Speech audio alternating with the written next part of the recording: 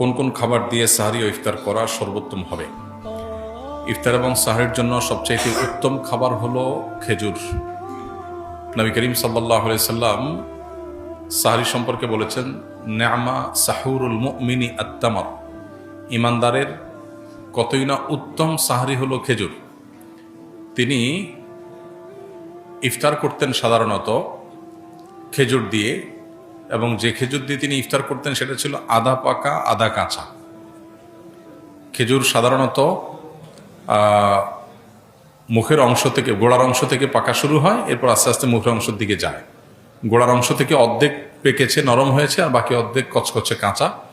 এই খেজুরকে বলা হয় রোতাব। নবী সাল্লাল্লাহু আলাইহি সাল্লাম এটা দিয়ে সাধারণত ইফতার করতেন।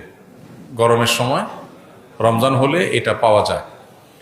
তো এটা যদি না থাকতো তাহলে সরাসরি সাধারণ যে খেজুর সেটা দিয়ে তিনি ইফতার করতেন, পুরো পাকা খেজুর দিয়ে ইফতার করতেন। অতএব ইফতারের জন্য খেজুর হলো সবচেয়ে উত্তম আইটেম। কিন্তু এটা জরুরি কোনো জিনিস না, আবশ্যক কোনো বিষয় না যে ইফতারের জন্য খেজুর হতেই হবে, খেজুর ছাড়া ইফতার হবে না, এমন কোনো কথা নেই।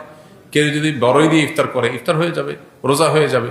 কত মানুষ দামি দামি খেজুর দিয়ে ইফতার করে, কিন্তু তার রোজা আল্লাহর কাছে কবুল হয় না। আবার অনেকে হয়তো সামান্য এক ঢোক পানি দিয়ে ইফতার করেন, অথবা অন্য কোনো খাবার দিয়ে ইফতার করেন, খেজুর কেনার সামর্থ্য নাই, কিন্তু তার রোজা আল্লাহর কাছে কবুল হয়ে গেছে।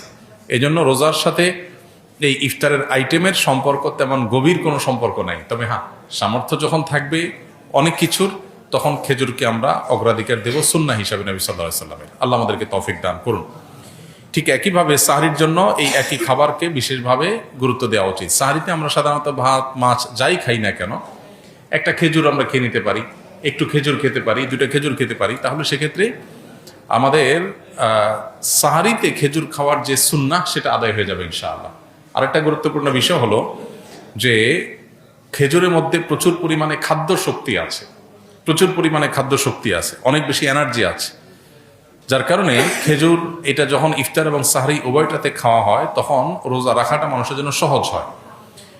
আর সবচেয়ে বড় কথা হলো নবী করিম সাল্লাল্লাহু আলাইহি ওয়াসাল্লাম সুন্নাহ, অতএব সেই চেষ্টাটা আমরা করব। কিন্তু কারোর যদি খেজুর কেনার সামর্থ্য না থাকে, কেউ যদি খেজুর ছাড়াও ইফতার করেন, যেটা বলছিলাম, তার রোজার সওয়াবে কোনো ঘাটতি হবে না, বরং রোজা নির্ভর করে তার তাকওয়ার উপরে, তার রোজার যে দাবি আছে, রোজার যে অন্তর্নিহিত দিকগুলো আছে, সেগুলো বাস্তবায়ন করার উপরে। আল্লাহ আমাদেরকে তৌফিক দান করুন।